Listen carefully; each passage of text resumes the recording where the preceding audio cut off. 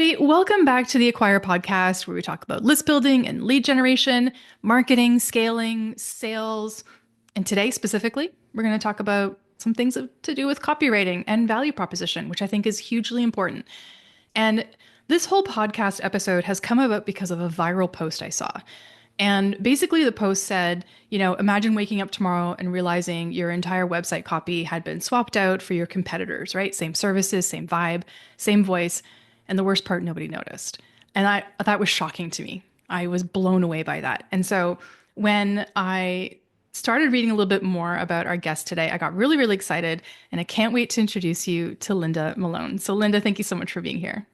Thanks so much for having me on. Absolutely. And you are the founder of the CopyWorks, Yes. and you're a high conversion health marketer. Oh, no, wait, you have the high conversion health marketer podcast. Right. So you are absolutely in the space that I love talking to. And today I'm excited to get a little bit more into this conversation. But before I do, I have to tell everybody listening that I'm fangirling a little bit because you've been featured in Time and Shape and MSN Health and Self and like all these places. And here you are on my little podcast. Well, that was a long time ago, but it wasn't even like I was featured. I wrote articles for them. Oh, so I used to do a lot cool. of magazine writing. So That's a yeah, skill. yeah. That is a super skill. Back in the day, like way, way back, I did some, what was it, catalog writing for Sears. Oh, really? Yeah. It feels like a lifetime ago. And it was such a different style of writing too. And I was like, but it was like, that was my first early copy chops of like, getting into figuring out how to write copy for marketing. It's kind of cool. Well, the articles are more content. People always say to Yeah. me, oh, what's the difference? And content is very different. I did article writing for about 15 years. That's where I Wow. ended up in all of those publications because I just wrote for one and it's a business where you very much people like editors will go from magazine to magazine and will take their writers with them. So that's how I ended up like branching out into all these different ones. Unfortunately, a lot of those print publications are no longer around. Self I isn't know. around, Shape. I used to read those So back in the day. I used to buy them. They were yeah. fun. Yeah, they were good magazines. I liked them a lot. Well, I'm sorry I mean, the world has really changed when it comes to copywriting, and the world has changed from print media in a massive way. And so you've probably had to adapt, and most of the people listening have had to adapt to a different style. I mean, I came from gold mining and exploration. And so how you write, and I used to write press releases and all this kind of stuff. Mhm. Can you imagine? And talking about boreholes and, all this kind of stuff. And when I came over to this side, I had no idea how to talk or write because everything was so buttoned up. Like it's, been read by five people and the red lining is insane. And then Yeah. to own my own business and go, wow, nobody is going to tell me how to write. And I've got Yeah. to figure out this voice. It's crazy. So I'm excited to have the conversation today. I'd really like to dive in. Before we do, can you explain in your own words so people understand what a value proposition is, why it's important, why we're talking about it today? The biggest thing about a value proposition is it differentiates you. Like you had mentioned that viral Yeah. carousel that I wrote. Yeah. And that's really what it is. If you can take your copy from your competitors and put it into your website or into your copy and it doesn't sound any different, there's a problem.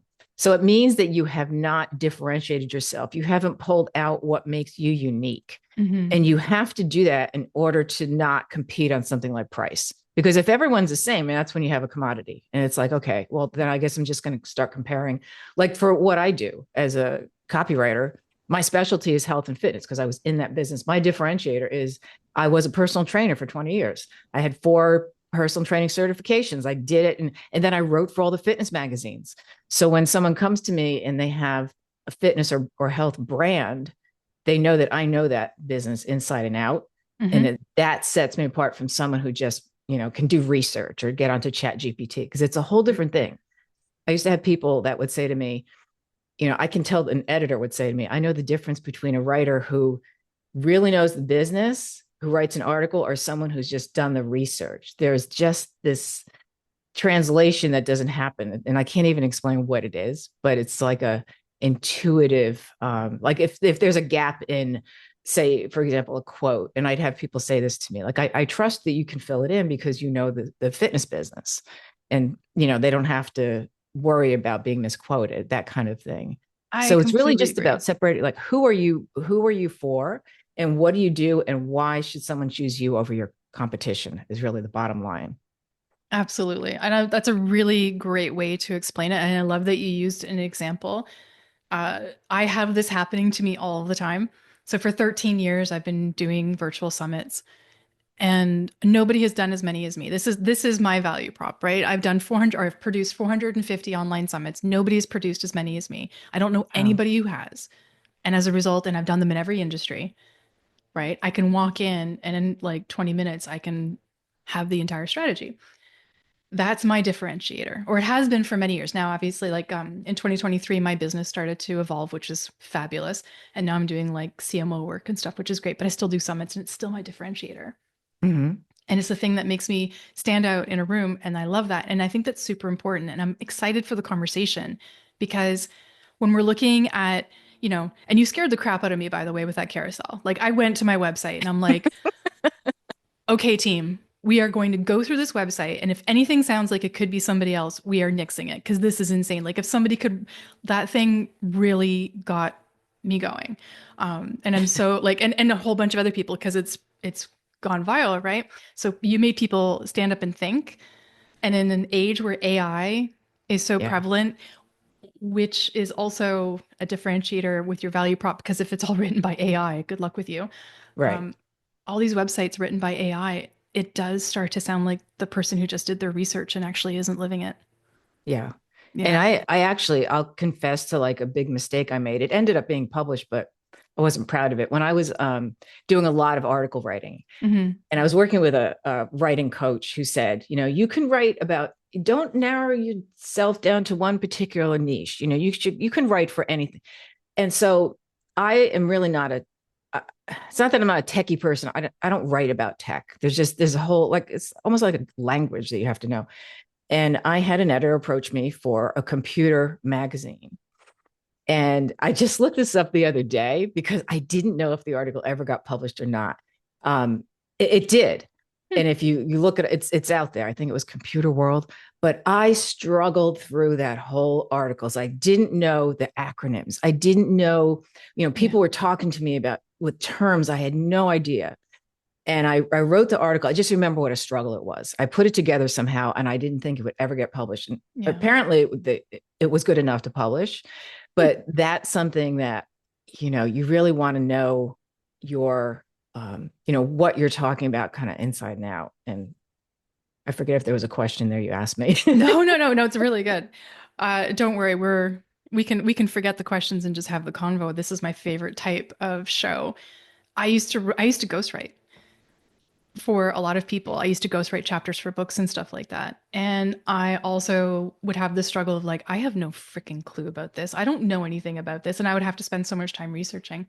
And Yeah. I'm one of those people that has to know all the ins and outs and all the corners of the thing that I want to write about. And so I don't ghostwrite anymore because it's just I need to niche in just like you.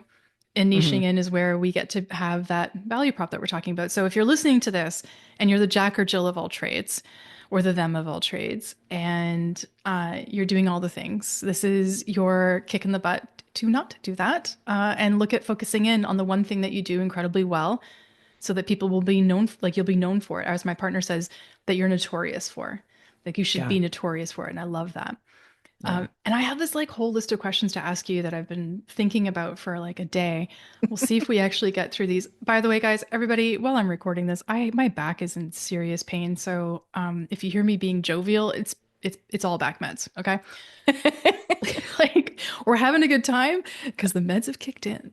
Um, talk to me about what the biggest myth that people, I guess, believe lock, stock, and barrel when it comes to copywriting for their business, like especially when it comes to conversion. What would you say is like the biggest faux pas or biggest myth?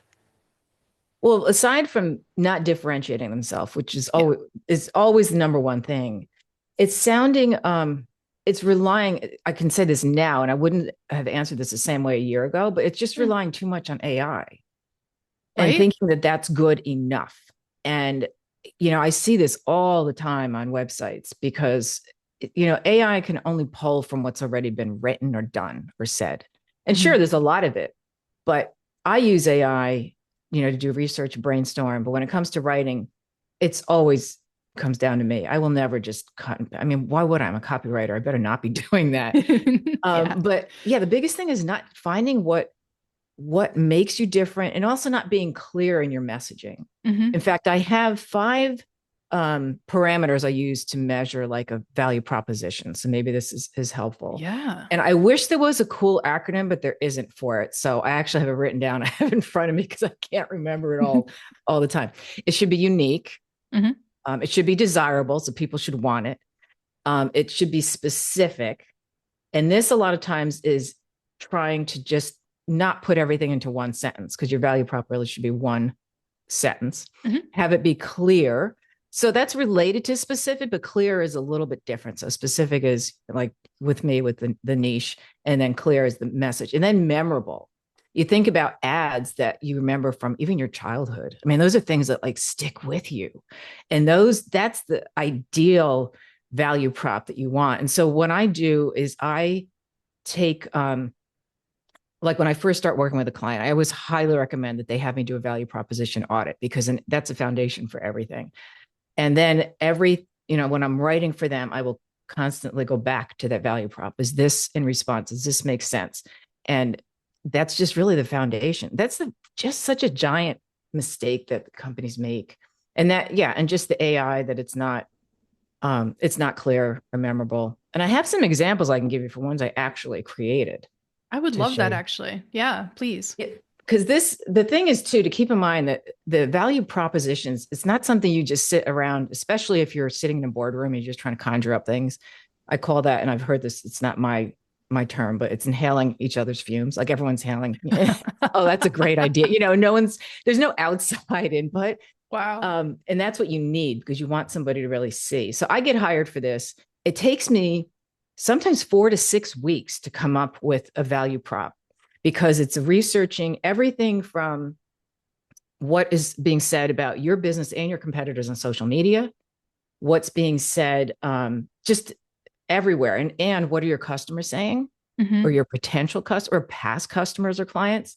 And so there was one wellness franchise that hired me.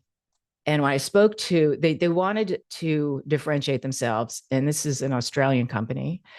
And they said, after talking to the CEO and people that actually knew the CEO, what came across to me is that they really wanted people who had this greater purpose. It's not just, I want to make money on a franchise. So the value prop I came up with that they love, this is the franchise for entrepreneurs driven by a greater purpose. It tells Ooh. who it's for, Hmm. entrepreneurs, what it is, franchise, driven by a greater purpose. Because even the CEO says, I wake up in the morning and I think, how can I help other people? I forget exactly how he worded it. And it sounds like a simple sentence, but it combines everything, that it's unique, it's memorable, it's simple.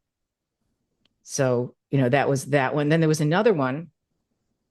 This was for a functional medicine company. They're about to launch a coaching program for people who are unable to find results with traditional medical treatment. And this was a tough one, because I interviewed a lot of the people that really, they came to this functional medicine company as a last resort. Hmm. So their value prop was, and it's the client's name, combines customized health plans and one-on-one coaching to succeed where traditional medicine falls short. That's so clear. I love it. It's very clear. And that's exactly what it was. It's medicine's falling short for these people. They can't find what they need. So, and what is it? It's a customized health plan. It's one-on-one coaching. Hmm. It's everything. And in fact, the CEO, when I said this, presented it, he said, we've been trying for 2 years to find a sentence that will sum up what we do. And you just did it. So that was a great validation. That's So those some are some skill. examples. And they Yeah. sound simple, but that's how they should sound in the end. No, but I know how much time and effort goes behind something that sounds like that. That is work, Yeah. and it's like it's you washing the dishes or, just driving out in the car and you're like, oh God, I got to get this figured out. And you're thinking about the thing. I can't, I don't know. Do you get the shower thoughts when it comes in? You should start my workout or something, or in the Yeah. car. Yeah. I always get really cool ideas when it comes to copywriting or when it comes to marketing when I'm doing something completely unrelated. And it has to be I swim every morning. I swim about 2 kilometers every morning. And so I get a lot of thoughts in the pool, which makes it really fun to try and remember later because I'm in the pool swimming and I'm like, I can't write this down. But yeah, it usually happens when you're not, when you're doing something else and it allows the brain to be creative, which I think is Yeah. fabulous.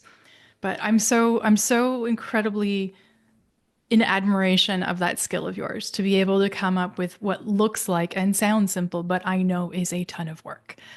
And it seems like I've had a knack for this. Like if I Yeah. wasn't a writer, the only other thing I ever wanted to be was a chemist. I love distilling things down. Like I exceeded in chemistry. It sounds like such a bizarre No, conflict, it but sounds like it's about it's the good. I just love taking things apart and finding, what makes us different. And so for me, chemistry was, I was looking because I did consider going in that direction for a while. But I just love looking at a molecule, and it sounds so geeky, but just taking it apart. What's going to be the byproduct? What's going to happen? And so when someone comes to me and says, we need a value prop, I get so excited because it's like, okay, now I get to do all this research. Obviously, Yay. I'm an introvert. Yeah. No, I love that. And I think uh, be as geeky as you want, okay, Linda, because honestly, this is a very geeky show. And the people listening are probably high-fiving you, like air high-fiving you, because we're all cool with the geek. And I love I'm like you.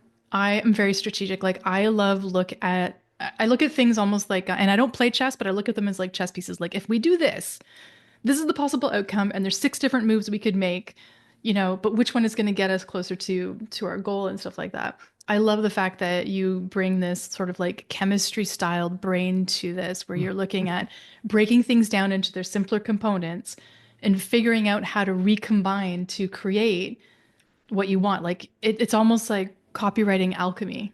Yeah. Oh, I love that. I've had people tell me, like, we've had whole discussions, and I'll be listening to what someone's telling me, and I'll just say, so what you're saying is, and I'll just tell them in a sentence. They'll go, yeah, that's exactly what I said. Well, why did you just take 15 minutes of my time to explain this? Because I just think people need to be clearer with Yes. what they say, and especially online. 100%. Yeah. 100%. Yeah, absolutely. Especially if you're verbose in any way, shape, or form and you can't get that clear. And people are looking at headlines and taglines and they're looking at website copy and webinars and all of it.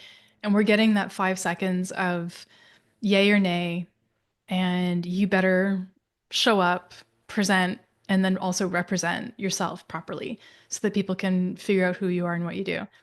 Absolutely. I'm on board with that completely. And I think when you look at a lot of websites and a lot of copy in general, and I just did this. I just wrote website copy for a company that I'm working with, and we had somebody else review it from their team.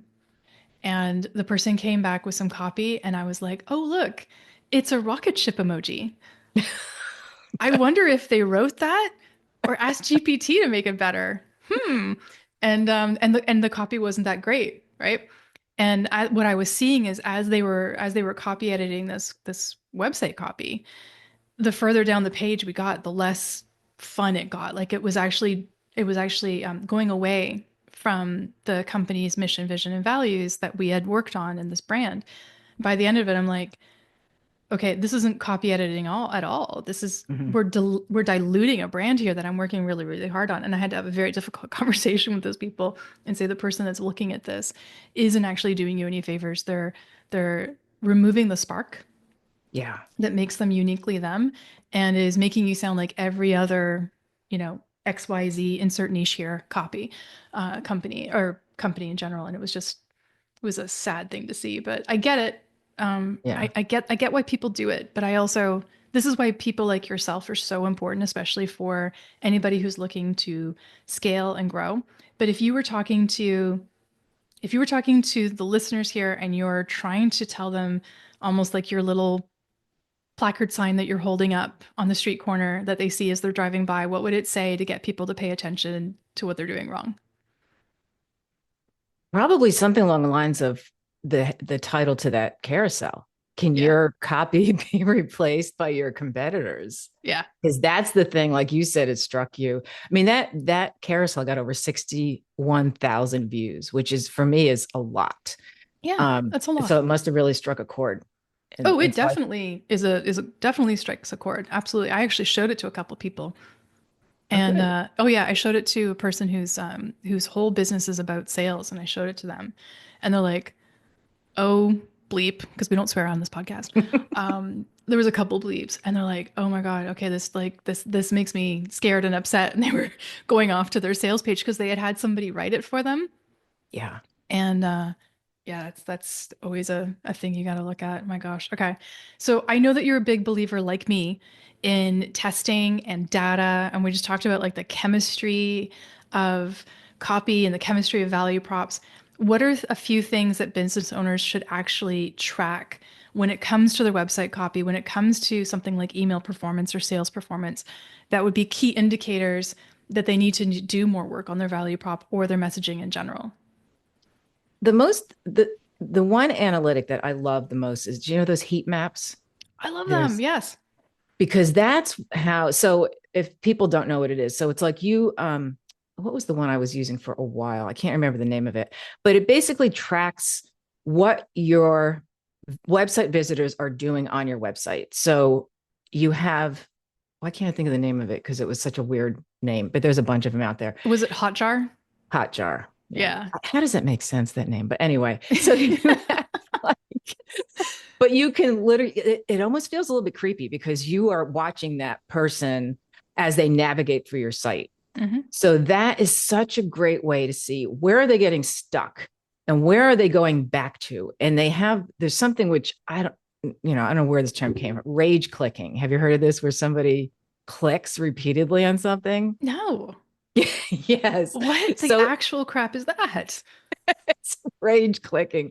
Like people get really frustrated, and it's usually when they can't find what they're looking for. So you want to Oh. see where are they dropping off. So if they go to a particular page and then they leave, they go to a particular, they're clicking on a certain button and they leave. Okay. Hmm. That's where you want to see, like a button is literally the conversion point. So that is where they're either going to do something, they're taking action right there. So is that button leading them to, maybe it's a sales page that's too soon? Maybe they're not ready for that. So if they click off at that, is there something else that you can do either on the button to indicate, they call it micro copy when it's really small copy. So it's, I don't make up these terms. So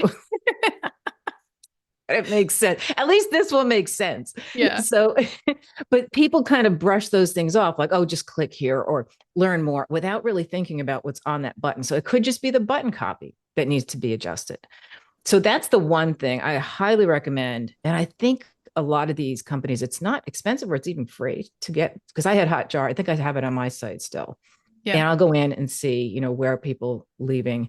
Because a lot of times, most of the time, you're not going to know No. why people are not clicking No. unless somebody tells you. I had someone recently, I had it, my website's brand new as of like the summer. And I had someone recently say, when I click on this, and I forget what it even was, I get sent back to the homepage. And that's not where, I wanted to go. So I have a website person. I said, can you check on this? And yeah, she fixed it. But how many people were clicking that button, not Hmm. getting where they wanted to go, and then just clicking off? So that's the number one thing. But, and I was going to say, if you had asked me about emails, is that what's the open rate for emails, which is, of course, people know, that's super important because if they're not opening your email, then they're not seeing anything you have to say. Yeah. But yeah, website page, I'd say a Hotjar, and just Google Analytics. I mean, keep track of it. Don't Hmm. get obsessed with it because it varies so much, but it's hard not to. It is. I get an email every day from SEMrush, and I try not to open that thing right away because SEMrush is like, your position on the web has increased or decreased, and I'm like obsessed, going, how did I go down a point? What happened yesterday that I like actually lost a point, or if it goes up a couple? Yeah, I get a little too. I'm like, I'm not opening my SEMrush email for a little while. It can sit there for a little bit. Yeah. I've done that with emails where I know if I think it might be bad news. It's like, oh, I did this. What's funny? I did this one time when it was actually, it was, I don't know if it was spam, Hmm. but the person said, and this is something I've advised people never to do, and I've seen marketers do this. The subject line said, "How dare you?" And I thought, what did I do? And this was when I used to have an online course, Mm. fitness course for women over 50. I was writing a lot of blogs. I was doing a lot of, I was out there a lot. And I thought, what did I do now? I didn't open that. I was pacing around my house for like the whole day. Finally, I said, okay, I think I can emotionally prepare. I can Yep. I'm handle this. emotionally ready now for this. Yep. And it was nothing but just some crap that was just, it was like a clickbaity thing, to get I me to hate open. those. And it had nothing to do with me personally, but No, here I am worrying all day. Like, what did I do? Did I offend somebody? And instead of just opening it right away, of course, no, I'm going to be neurotic and just it's overthink. okay. We can enjoy our neuroses right now. We're good. Honestly, we work in the online space. We work with, we're our own bosses. There's neuroses here. Okay. It can be, yeah, it can be bad. It is a harsh world online, but also fun because I get to meet people like you and get to have these conversations. And if you're listening, I'm telling you, Linda looks amazing today. She's completely on point. Her makeup makes me look like I'm, coming through video from the dark ages or something, but you look fab. But Thanks. let's have one quick last question because I know we have to wrap up. And I love this. You mentioned once that a single email sequence helped to close a $70,000 contract. I'm not asking for your secret sauce or how you did it, but I'm asking a little bit of, can you share a little bit of the strategy or the shift that made that possible? Sure. I mean, it was interesting because it was a SaaS company, so software as a Hmm. service. And the CEO, I mean, SaaS is typically kind of bland. It's like Yeah. there's not something very exciting, which I disagree with, by the way. I think you can make anything exciting, but you have to take the right approach. But this CEO was very open to he wanted humor, and I'm really good at writing funny copy. And so he said, I want to have, humor in this. And this has been a few years, and I think the company's really taken off since then, but he sells automated accounting systems. Hmm. So talk about, yeah, that's super exciting, right? But Dry he as said cardboard. Yep. the thing is that people were using outdated systems from like the 90s. Hmm. And so one of the emails that I wrote for him, which he laughed out loud when I presented it to him, the subject line said, the 90s called dot dot dot, and you open it up and it says they want their flip phone back and their leg warmers. And I named a couple other things from the 90s. And so then I went into, if you're still using, if you're still manually doing, and then I launched into what it was. Hmm. So that was one email, but there was a series of them like that. And so it was just, he took a chance on adding humor to, a niche that is typically not humorous, or people Hmm. think, oh, you have to be really buttoned up and serious about it. And it worked. And he said, I don't know if it was one particular email. I think it was a sequence, but I only did 5 emails in a sequence. That's And each amazing. one was different. It wasn't like, I don't write emails like, hey, just following up or something. Each email is separate Hmm. and there's a purpose to it. So one might be all social proof, testimonials. One might be, they're just all different, so that each email is interesting and valuable on its own. And Hmm. I think that's what's super important. And then, of course, you have the pitch in there, but that's not what it's all about. Like, you want to show the person that you have all this value that you can offer. So that was, I think, the key. But the humor, I remember when he opened that, he just started laughing. I said, I got this, because This I is never know. awesome. That is an awesome, awesome way to do it. I love that. That would absolutely get me interested. I definitely love a little bit of a little bit of the sarcasm, a little bit of the hit over the head, the funny stuff. I think that's really good. It's very clever, and that's what I love. And I think that that's probably one of the reasons it did well. I would absolutely be like, I don't need accounting copy or accounting software right now, but I'm probably going to buy it because it says this sounds cool. You know what I mean? Because and that's one of the great things that I think is super cool when we look at standing out, right? And Yeah. being your own person. There was a girl a couple of years ago, a woman, I should say, a couple of years ago in the online space, and her whole persona was sort of the, I guess what we call it, like the comic book style. So her website looked very like it was coming out of a comic book. She looked like she was like out of, like the comic book. What was it? And I can't remember the name where it was like Betty and Marvel Archie and Comics or something. Oh, the Archies. Yeah. yeah, the Yeah. Archies. And so that was her whole persona. That was her whole online thing. And then overnight, she changed it, and people were like, what's going on? Like she just completely changed it, and her website didn't change along with it, but she started showing up differently and everything. And it took her a while to get her copy back, to get the copy updated, it looked like, but it was like this persona had died. And I think it took her a long time to get her people back because she had just switched it off. Do you know why? Because this seems like an odd thing to do if it So was working. she was really, really popular for a very, very long time. And then it seemed like she just disappeared for a while. Nobody Mhm. that I knew of knew why. She was gone for, I don't know, maybe 6, maybe 9 months or so. And then when she came back online, she was this different, She look. rebranded. Yeah, she had rebranded. Um, and I think it just caused a little bit of whiplash for people that they didn't really, and there was no announcement as to it. There was no explanation for it. It was just like, this is the new thing. And I feel like the whiplash that it caused her brand to struggle and suffer. And I'm pretty sure that person actually ended up leaving the online business. I can't find them anymore, like at Wow. all. So, uh, I totally believe in having a rebrand if you need a rebrand, but if you're going to do a pivot, you need to be able to bring people along with you in the pivot if it makes sense to bring them Right. along with you. And there needs to be some sort of congruency, I think, from one to the next. And there has to be an explanation, or, like, hey, we're changing the way we're doing things. This is the new Yeah. norm, that kind of thing, which I find really interesting. So before we wrap this up, who are you working with now? Like, what kind of people, what kind of companies do you love working with? What kind of clients just make your fun copywriting skills sing? Well, the health and fitness niche, of course, is number one, but I'm Yeah. not just limited to that. I mean, currently I just finished projects with two big ones. One was um, a healthy drink, and they were from another country. Now they're marketing here in the US. But it's usually like I'm getting a lot of nutritional products, functional medicine. Hmm. People come to me. I have a unusual background. I'm a Reiki master, so I know like energy work too.